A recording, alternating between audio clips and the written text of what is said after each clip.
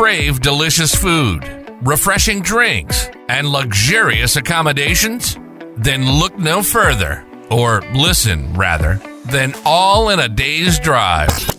The podcast that takes you on a journey through the great Commonwealth of Pennsylvania, history, the outdoors, hiking, skiing, shopping, and more. From the stunning landscapes and historic landmarks to the world-renowned attractions, we'll show you the beauty and wonder that Pennsylvania has to offer.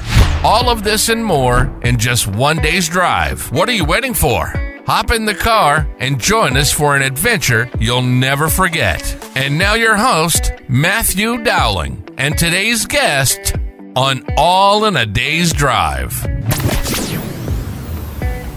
Thanks for joining us on another episode of All in a Day's Drive. I'm your host, Matt Dowling, and today we are at the Corner Creamery. Now, if you're not familiar with where the Corner Creamery is, it is in the former Sullivan Brothers coffee shop, and that's right across from the Uniontown fire station in downtown Uniontown. I'm with the owner and proprietor, Jamie. Jamie, thanks so much for being with us here today. Thank you for being here with me. So, I want to dive right in. Can you tell us, a little bit about the Corner Creamery and what inspired you to create this establishment? Well, this is kind of a culmination of all of my interests. I love to bake. I love ice cream. I love having old school buses, which I have as food trucks. And I love to teach. I'm currently also a teacher at Mount Moriah Christian School. I teach art there 2 days a week. And I teach classes here and I bake here. And I just want to spend every day doing what I love doing. Well, and I think this business model is so cool because people want to know where their food comes from and what goes into food preparations. Even if you're not, even if you don't have special dietary needs, even if you, you don't have to worry about those kind of things. People still want to know where it comes from, and teaching them how to prepare it themselves is just going a step further. So I want to get into how you source ingredients, because I know with kind of a gourmet shop like yours, using the best product available in your recipes is probably something important. So tell me a little bit about how you source your ingredients, and I know you have connections to a local farm, to Duda's. Do you use any of their products, and we'll go from there. I use some of Duda's products whenever we do our cooking classes that we have. Our cooking classes are mostly centered around wedding cookies, carrying on the tradition of the Southwestern Pennsylvania wedding cookie table. And the classes also are focused on our local traditions, such as pierogies and halushki and cabbage rolls. So as much produce as I can get from Duda's, I get from Duda's. I work with lots of local farms, including Red Range Farms, who I get my fresh farm eggs from for our custard base. I get my milk and cream from Jackson Farms to make my ice cream base. I do farmers markets in Bell Vernon with Harmony Acres and Flannel Roots Farms and Hilton Farms. And when the storefront opens here, I plan on having a small farmers market in the front of the shop where people can come up and pick up local eggs, local milk, local produce. So, you were just talking about wedding cookies, and one of my best friends just was ordained to the diaconate here in the Diocese of Greensburg, and we had a reception for him at St. Therese Parish, and we had the ladies of the parishes in Uniontown as well as the Altar Society make cookies, and man, did they overdo themselves. Each of them brought at least 4 dozen, some of them more, and what I started out with was 2 tables for cookies, and we ended up going to 3 or 4 tables, but I've been following some of the things you're doing on Facebook, and I know you were just part of a cookie college. Yes. And, for those that don't know what cookie college is, tell us a little bit about that, and I think they have where they boast one of the biggest cookie tables at that event. The wedding cookie community is run by Laura Magone. She is from Monongahela, and she has organized so many different events that center around our wedding cookie traditions. She came up with the largest wedding cookie ever, or wedding cookie table ever. That was in Monongahela several years ago. It's in the Guinness World Book of Records. She organized a wedding or cookie table for whenever the president was in Shanksville for 9/11, and we got to be part of that. And most recently was the Cookie College. There was close to 750 people at the event. I was very fortunate to be one of the vendors and one of the demonstrators. My specialty is peach cookies. They look like little peaches and they are filled with cream, and a lot of bakeries don't really do them because they are very time consuming. But it's known as the queen of the wedding cookie. It's the cookie that everyone goes for first. So I specialize in those.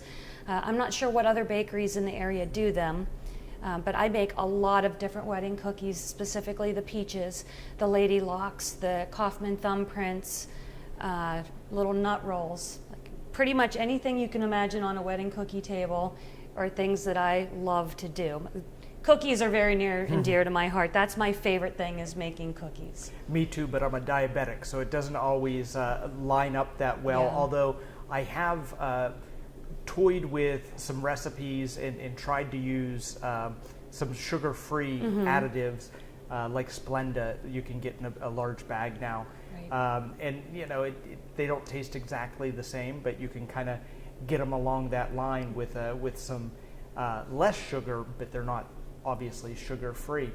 Correct. So before we move on from cookies, I have to ask, because it's my favorite cookie or dessert, baklava. Is that something that you make? It is something that I have researched heavily, but I have not been confident enough to try it yet. But it is on my agenda of things that I want to learn how to make. You may have to take out a small loan for the price of nuts Yes. right now. Yeah, and that's one of the reasons I haven't made it yet, because if I don't do it correctly, it's very expensive to just try and test out. So I might have to find someone to teach me how to do it. Well, and my wife and I are good friends with the Clay family that have the winery and distillery up the mountains, and Christian's wife Tia is Greek, and so the Greek community has adopted my wife as another child, and so we get to enjoy their baklava. Oh, nice. And it's been something that's handed down generation to generation. You know, I don't know how many Greeks we have in the area, but I know that that's something that they really like. Well, I would love if Rebecca would come and teach me. Well, I don't know that she knows yet, but she can probably get one of the Greeks to come down and That would be help awesome. you out. So I want to talk about your ice cream. Okay. And you know, you make a small batch ice cream. Tell us, what is the process of making small batch ice cream, and kind of what goes into that? I only use the freshest, most local ingredients. I start with Jackson Farm milk, and I add sugar, and then we separate the Red Range Farm egg yolks from the whites, and we temper the eggs into the mixture. It gets cooked first as like a custard would. We have to make sure we cook it to at least 165 degrees for the egg yolks to cook. After it's done cooking, we put it through a strainer so there aren't any little pieces, and we refrigerate it overnight.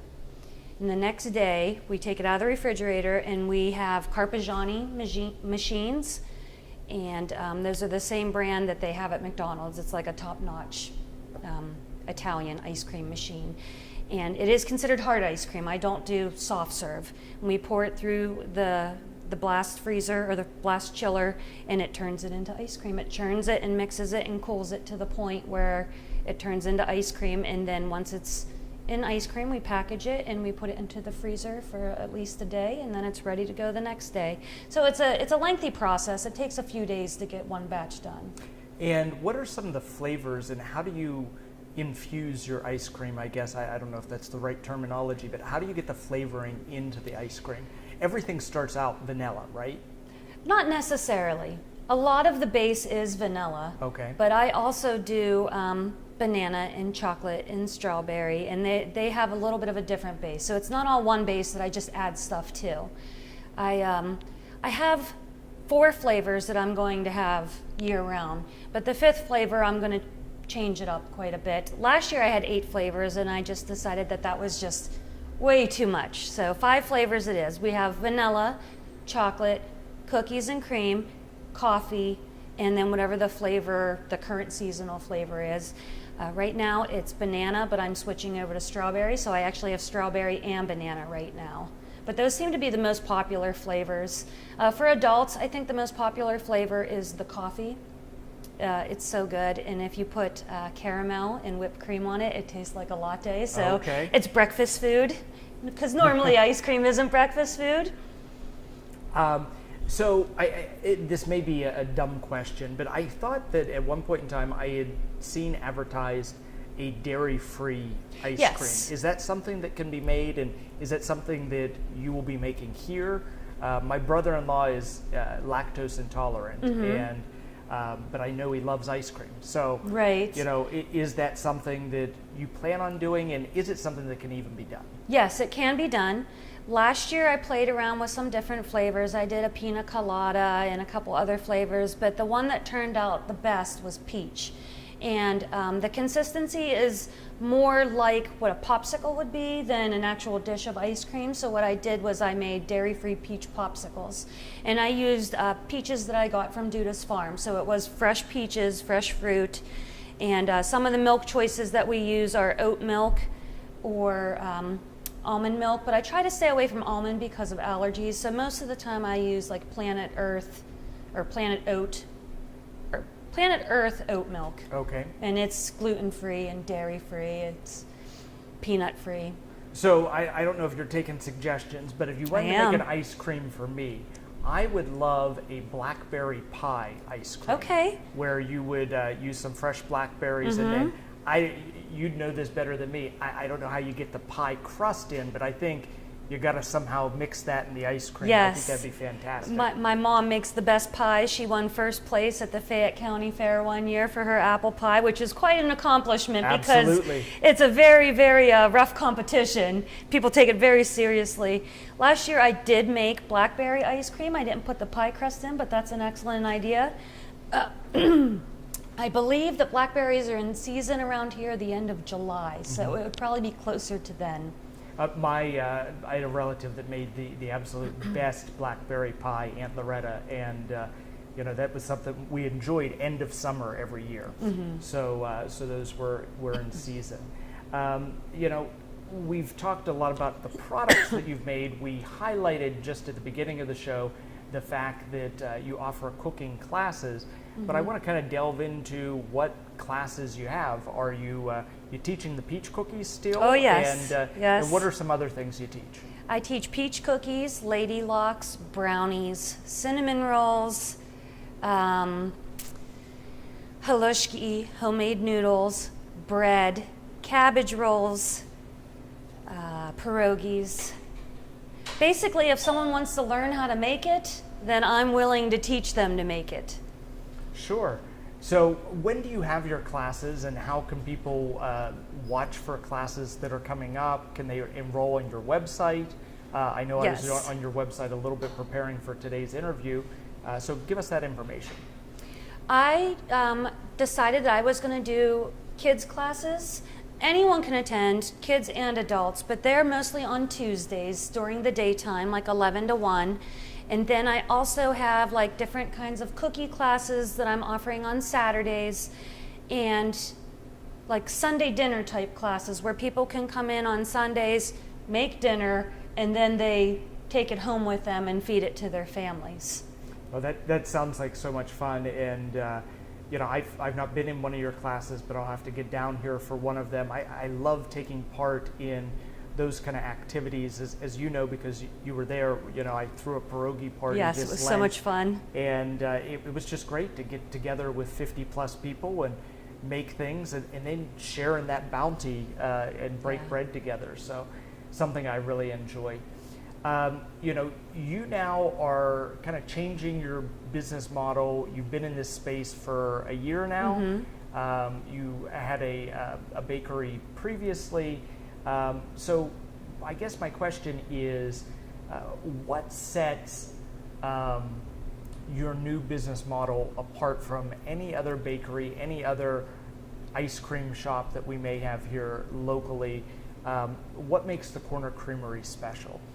Well, I think the most important thing is that I try to use as local as possible for everything, including the milk and the eggs, but also my supplier, for stuff like flour and sugar, I go with Zilka's and Hunker, and I sometimes use Jordan Banana because they're also local. So I don't go through the much bigger, nationwide kind of companies. I try to keep everything as local as possible, and even if I do have to spend a little bit more money, it's worth it to me to know that my money is staying in the local area. Well, we have to get our first break in on today's program. In just a moment, we'll be back after we recognize our sponsors, as well as our 5-minute episode of Adventures with Kelly. And when we come back, we'll be at the Corner Creamery talking with Jamie about some more of the items that they offer. We'll be right back here on All in a Day's Drive. You're listening to All in a Day's Drive. Stay with us while we top off our tank and order an MTO. The journey across Pennsylvania will continue right after this pit stop.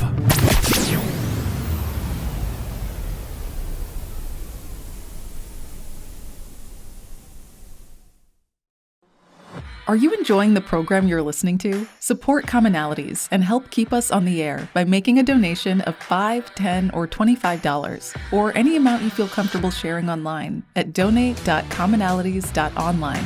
Again, that is donate.commonalities.online on the World Wide Web. Buy our host a cup of coffee or help pay for airtime at donate.commonalities.online. Coordinated 360 is comprised of 3 main divisions: marketing, political consulting, and event management. For today, let's discuss event management.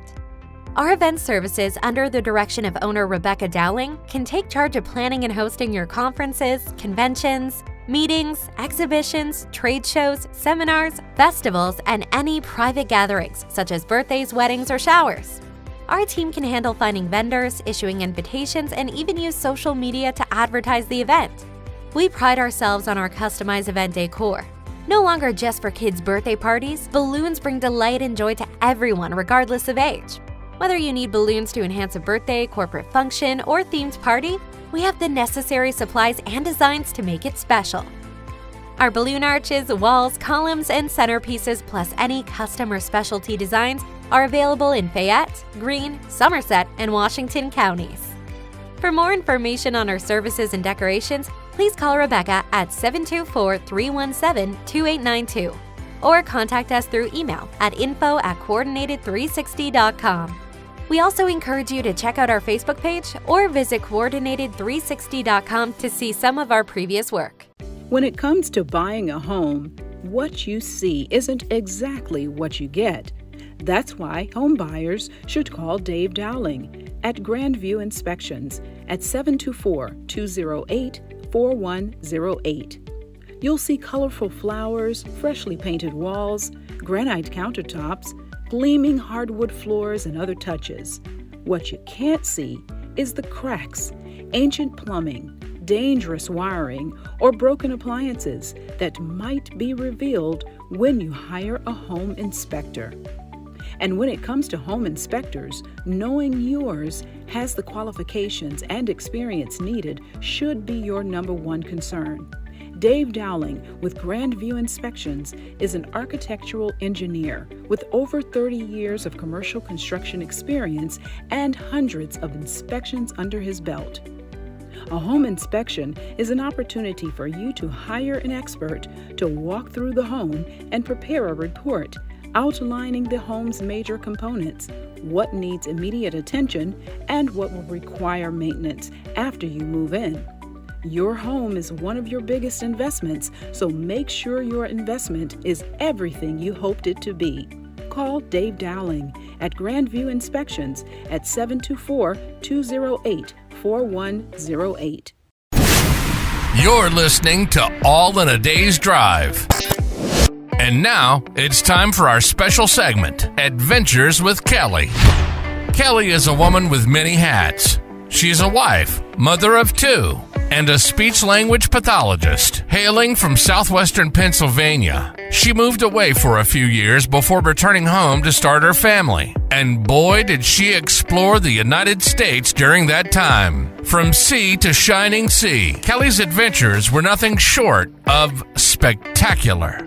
But you know what? Since returning home, Kelly's perspective on her hometown and the surrounding areas has shifted dramatically. She can't stop daydreaming about her next adventure, whether it's exploring a new place or simply getting lost in the woods. And now, she's here to share all her wonderful travel tips and insights with us. So let's buckle up, get the kids in the car seats, fill up our tanks, and join Kelly and her family on this exciting ride.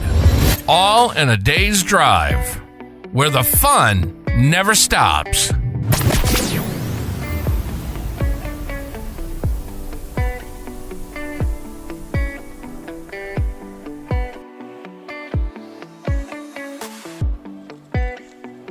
Hi, I'm Kelly of Adventures with Kelly, and you're listening to All in a Day's Drive. Today I want to talk about a recent adventure we went on to visit a new event in Mount Pleasant, Pennsylvania called Hello Handmade PA, and for us we combined it with a visit to a local park. So we live in Fayette County, and there are 3 county parks: Dunlap Creek Park, German Masontown Park, and Jacobs Creek Park. And Jacobs Creek is one that we don't get to as often as we'd like, but it was located about 15 minutes from the event. It was just kind of in the general vicinity, so we decided to stop there first before we went to the event to let our kids run around, play, get some energy out, and maybe build up an appetite. And Jacobs Creek Park is really nice. It's situated on this beautiful lake. I believe it's called Green Lick Run Lake.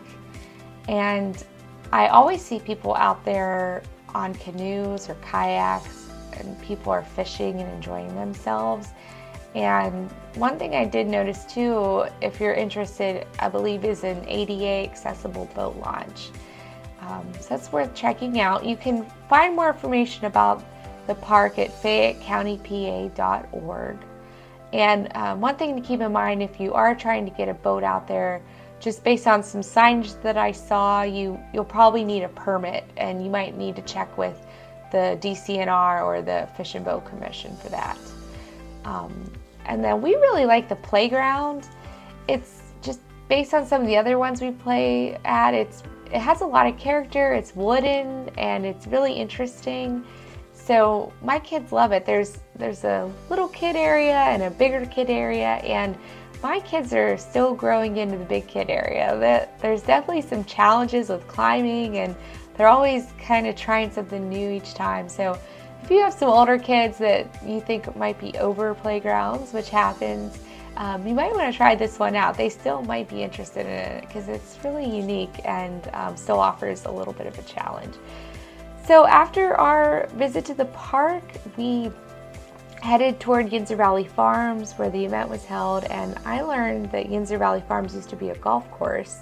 So it's situated up on this hill with beautiful views of rolling hills all around it, and it's just a great event. It has, large swings and just open spaces for the kids to run around, so we really like that. And Hello Handmade, I believe, is a new event, and thanks to whoever's running it, because we really enjoyed ourselves. But it's held monthly from April to October. I hope it comes back next year. Maybe it'll change a little bit, but you want to follow their social media for the most up-to-date information. You can just check Instagram and Facebook for Hello Handmade PA, and they feature a ton of vendors that are selling all sorts of handmade goodies made locally. And the list is endless. I mean, we saw jewelry and art and locally roasted coffee, teas, sweet treats, things for dogs, plants, and our favorite bath bombs. I love bath bombs for my kids. My kids go crazy for them, so we picked up a few bath bombs. And then the event also had food trucks, which we love. We love food trucks, and we love when people can go get different things to share. And there was live music, and just really enjoyable. The other thing we noticed is that Yinzer Valley Farms has opened up a cidery, and so that's a really cool atmosphere too. And the cidery is now a stop on the Laurel Highlands Pour Tour. So I'm kind of a passport geek when it comes to travels. I have the National Park passport and the Pennsylvania State Park passport. I like to log our visits. And so now, with the Pour Tour, you can log your visits to all sorts of, breweries, distilleries, wineries, meaderies. So that's really fun too. So you can get a sticker to add to your passport booklet, or you can log your visit on the app. And just a tip, if you're logging your visit on the app, last time I tried, make sure you log your visit when you're at the establishment. It didn't work for me when I went home and tried to log my visit after we left. So that's just something to keep in mind. So yeah, check out Hello Handmade PA, and also check out Jacobs Creek Park. So thanks for tuning in on this adventure, and hope to catch you on the next one. Thanks for joining Kelly on this adventure here on All in a Day's Drive. You can learn more about Kelly and her adventures by visiting www.adventureswithkelly.com or connect with her on your favorite social media platforms. Today, we've been exploring the beauty and wonder of Pennsylvania. From the stunning landscapes to the historic landmarks and world-renowned attractions, Pennsylvania truly has it all. And the best part? You can see it all in just one day's drive. So let's buckle up and join us as we journey through this incredible state. From Philadelphia's Liberty Bell to the breathtaking vistas of the Pocono Mountains, we'll show you why Pennsylvania is a must-visit destination. And now, back to today's adventure here on All in a Day's Drive.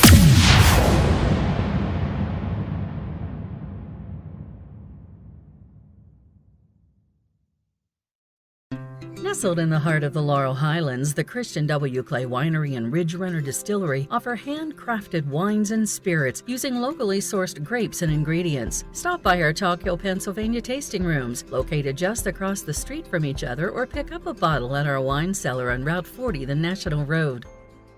On Saturday, June 3rd, enjoy music by Riley Grant at the winery from 1 to 5 p.m. Then, on Sunday at the distillery, listen to Shane Turner from 2 to 5 p.m. with pressed paninis and gourmet dips from the Grapevine Gourmet.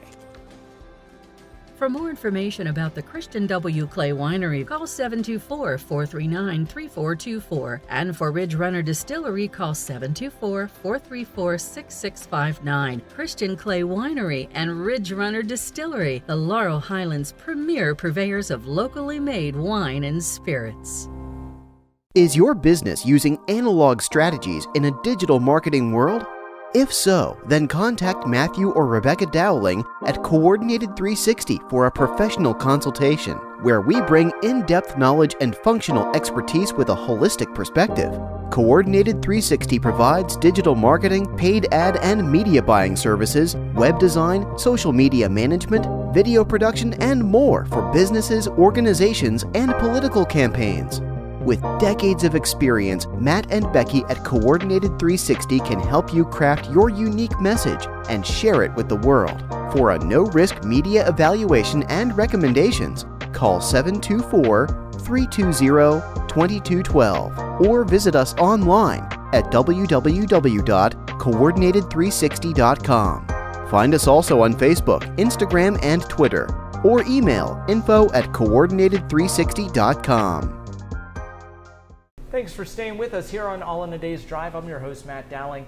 I am at the Corner Creamery in downtown Uniontown today, and on the show we like to highlight tourism, and we like to talk about what you can do all in a day's drive of the Commonwealth of Pennsylvania. And I love, for that reason, the locally made food and beverage products that we have. And so before the break, we were talking to you about your small batch ice cream. Yes. And we were talking about some of your cooking classes. So my question, how big is a small batch? And how much are you making at a time? And how much do you think you're going to go through this summer? A lot. I've had to hire several people, and I'm probably going to have to hire even more. Each batch of ice cream comes out to be between 4 and 5 liters before I put it into the machine. And then once it's churned in the machine, it comes out to be about between 20 and 25 individual portions of ice cream. So it's very small batch. Each batch only makes about, at most, 25 portions of ice cream. I have some events like the one I'm doing tomorrow, they're expecting close to 800 people at. And then I have events, I'd say at least 5 of the 7 days a week for the rest of the summer. And I have 2 vehicles out this year. So we're going to be making ice cream nonstop here. It's going to be the freshest ice cream you can get because I'm just going to be going through it so much. I mean, I doubt that we'll ever have ice cream here that was churned more than 48 hours before it's sold. So what temperature do you have to keep those ice cream products at so that they don't melt? And, Right. You have some beautiful school buses that you've redone and you sell out of, but how are you keeping all that ice cream cold when you're in the mobile units? I have inverters on my buses that are powered by the engine. I also have generators that I use, and I have like chest freezers that are in there. And the chest freezers will hold between 300 and 400 individual portions of ice cream, and each truck has 2 of them in it. So by use of generator and the inverters on the buses. In some events, the hosts will let me plug into a power source so I don't have to use a generator if they want like a little less noise. So I don't know if I missed it when you were talking there, but did you mention what temperature? Oh, I did not. I'm sorry. That's okay. It's like between 0 and 10 degrees Fahrenheit is what I try to keep them at. And if you're too high or too low, does that change the consistency or quality of the product? Well, if it's too cold, it doesn't change the quality of it, but it is hard ice cream. It's not soft serve. Sure. You might have a little bit of a hard time getting into it whenever you first open it. Especially if you're using a plastic spoon. Right, Yeah. exactly. I had to buy the highest quality plastic spoons possible for that reason. And obviously if it's too warm, it's gonna melt and it's not gonna be as good, because if your ice cream melts and then you refreeze it, it forms ice crystals, and that's what gives some ice cream like the freezer burnt taste or the icy taste, and that's not desirable in ice cream. So I want to shift our conversation from food, which I love to talk about, but more towards entrepreneurship. And Okay. You're a female business owner, you're an entrepreneur, you're setting out to kind of restart in your second startup business. Yes. Why don't you tell me about some of the frustrations that you have setting up businesses? I spent the better part of a decade in the Pennsylvania House, and I always thought that, Pennsylvania is not the friendliest place to have a business, but always asked this question because I was curious, what can we do as government, or what can we do as individual citizens to help our small businesses? Well, I have to be very careful on how I word this. I'll start by saying that I know sometimes it's not as convenient for people to shop at a small business as it is a superstore. And a lot of the superstores have products that come in from other countries and other states that are less expensive. So they're able, and because they buy in bulk, they're able to keep their prices a lot lower than we are. So, but our quality is going to be so much better than a superstore. So I just encourage people to spend a little bit of extra money to get something that's a better product, that's a fresher product, that keeps our money more local. And as far as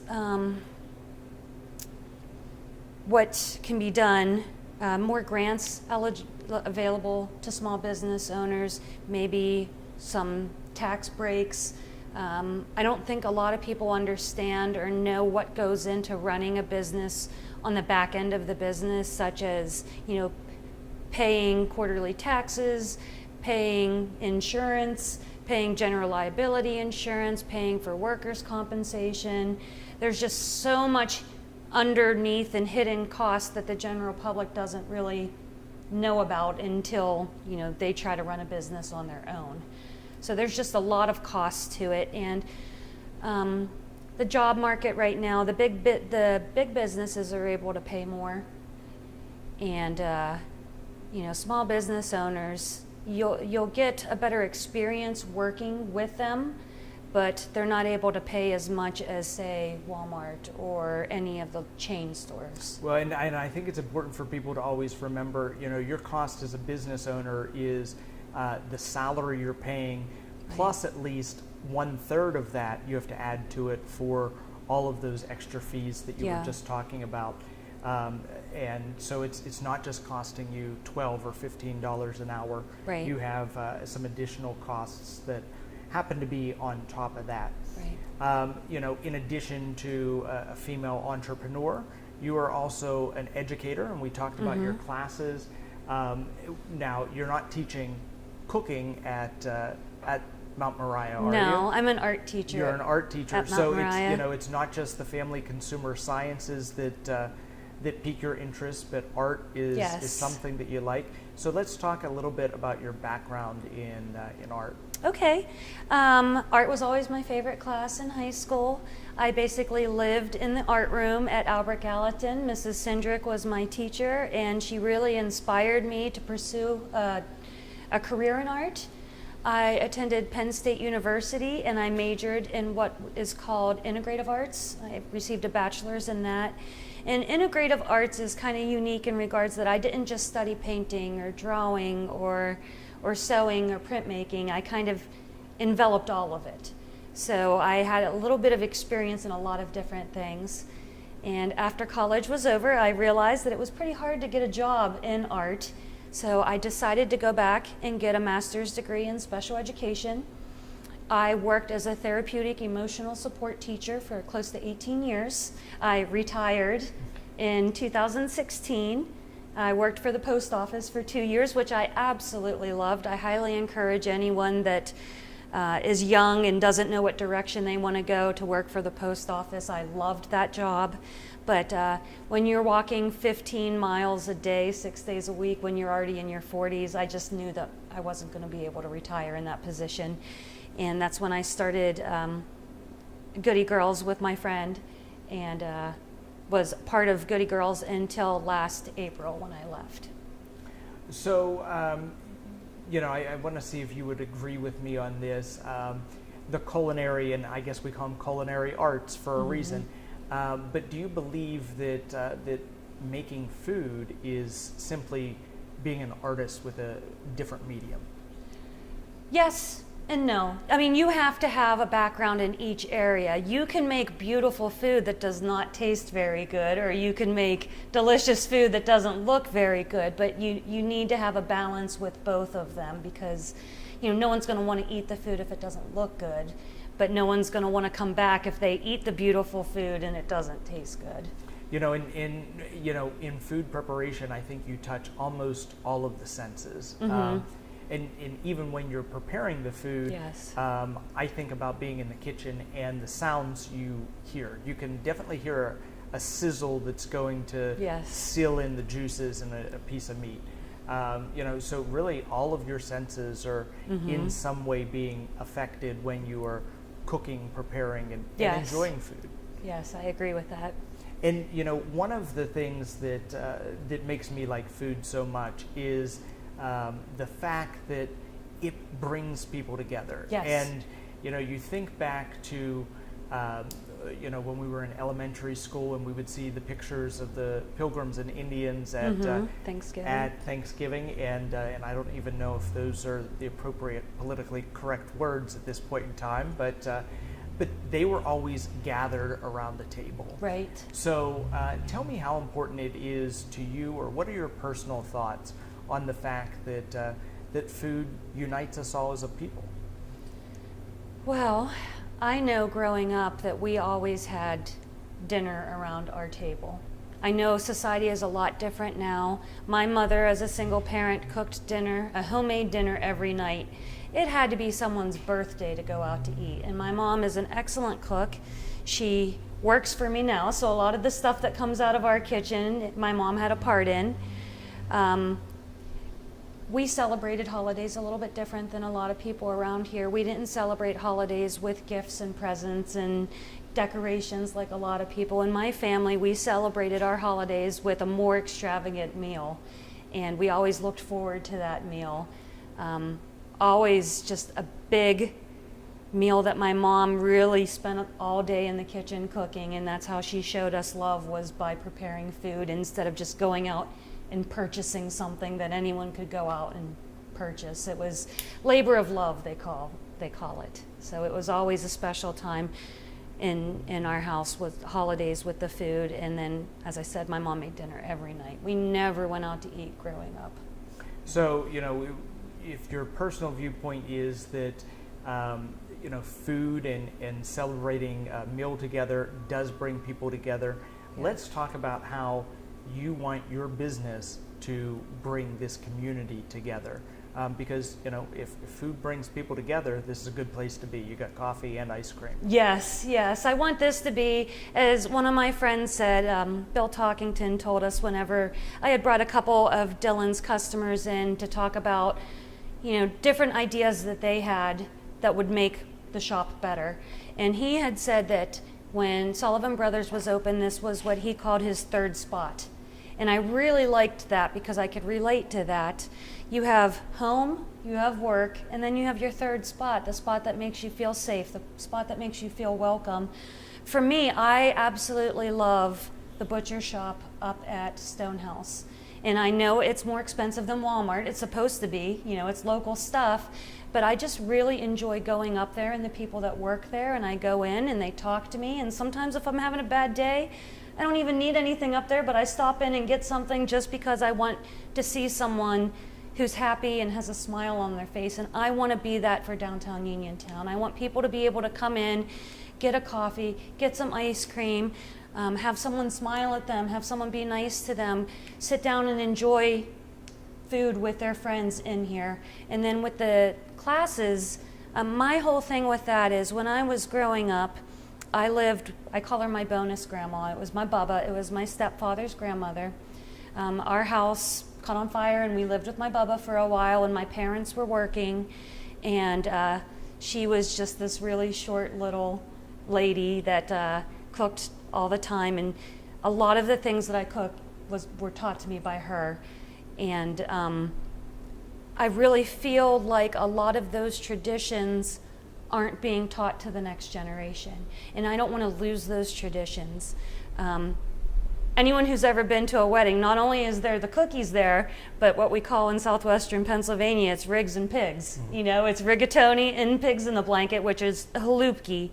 And a lot of people don't know how to make that stuff because their bubbas or their grannies or their omas are not making it anymore and passing it down and teaching it to the younger generation. So I want to do that to make sure that we don't lose those traditions. Well, and I think you make a point that feeds into why I absolutely love southwestern Pennsylvania, and that's the fact that these ethnic foods have been passed down. But here in Uniontown, in Fayette County, we really exemplify the term melting pot. Yes. Because I can go and have grape leaves at St. George's. I can enjoy pierogies, which my Polish family heritage loves, at St. John Byzantine. And then we have, and I didn't ever realize this until I lived in Southern California for about a year right out of college. We have amazing Italian food. Even just our Italian comfort food is something that they don't do out in California. Yep. They have Italian fast food where you can get some semblance of rigatoni, but don't expect to get something like a good Italian dessert out there. Right. Because they just don't have it. But here we kind of have all of those different ethnicities within a few miles of each other. Yeah, and it's funny you say that because I moved to California after college and I lived there for 10 years, and I didn't realize how much of the stuff that I grew up with here was local to here. And when I moved away, I really missed it. And when I came back, it made me appreciate it that much more, that we have all of those traditions. And that's another reason why I wanted to start doing this, was because, you know, this is southwestern Pennsylvania. This is the stuff that's special to us. This is what sets us apart from anywhere else in the country. A lot of the things are only here. Like, a lot of people in California never even heard of a pierogi, and that just blew my mind because that was like a staple growing up for me. Yeah, and you know, I had the pleasure of serving in the Pennsylvania House with the CEO of, well, he had just stepped down as CEO of Mrs. T's. It was nice, yeah. Tim Twardzik. It was his grandfather's business. You know, and we see those in every grocery store. Yes. You get outside of southwestern Pennsylvania, outside of Pennsylvania altogether, you know, you're probably not even going to find Mrs. T's pierogies on your local shelves. So we do have just a ton of good things to celebrate and to eat here in this area. And part of this podcast is not just talking to our friends and neighbors. I love having conversations with the people that live in this region of Appalachia, the Laurel Highlands, but I also market this show out of the area in places like Arlington, Virginia, and Baltimore, Maryland, and we even do some paid boosts and ads for the podcast in those areas, because I want to tell those people that are just 3 hours away, you know, come here. There's come here so and much to see what do we have here. to show you. There's so much to do in southwestern Pennsylvania, and I think as residents, we don't really see that until we step away. But my husband was a newspaper reporter in Monessen for 15 years, and he's talked to people all over the world and, you know, interviewed people all over the world. And one of the things that he asked the lady was, if you could live anywhere in the world, and she wasn't from this area, where would you want to live? And she said southwestern Pennsylvania, that she had been all over the world and she liked this area more than anywhere she's ever been. We have beautiful mountains, we have rivers, we have so much outdoor activity, we have so many little small mom and pop businesses. We have a really great community in downtown Uniontown, and when you grow up here your whole life, I don't think you realize how amazing this place is. When we had the pandemic, my favorite thing to do was to walk around town, and I really fell in love with a lot of the buildings and the architecture and just downtown Uniontown in general. Well, and Kelly from Adventures with Kelly, who does a segment every week on our program, you know, that's one of the things that she says. It wasn't until she moved out of the area that she realized what the area had to offer. Right. So if you are traveling in the area, make sure you stop in here at the Corner Creamery in downtown Uniontown, and you see what they're working on, see what is the most recent batch of ice cream that they've made, and enjoy that as well as a cup of coffee. Jamie, we have just about 30 seconds left in the program. That time flies, doesn't it? Yes, it does. So why don't you go ahead and give us all the contact information and anything else you want to put out there so that people can enroll in your classes, so that they can get to your business, all of that cool stuff like that. We are located at 23 North Beeson Boulevard in Uniontown. It was most recently Sullivan Brothers. Before that, it was Morris's Men's Department Store, and depending on your age, you might remember it being a pharmacy. I have a Facebook under the name of the Corner Creamery, LLC Uniontown. I just started an Instagram. I'm not really good with the tech stuff. And my website where you could order stuff and sign up for classes is www.thecornercreamery.company.site. And what's your address here? I think the biggest landmark's probably the fire department across the street. Caddy corner from LBI and the downtown fire department.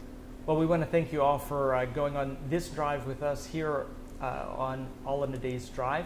I'm your host, Matt Dowling. Today we've been at the Corner Creamery. We want to thank them for their hospitality.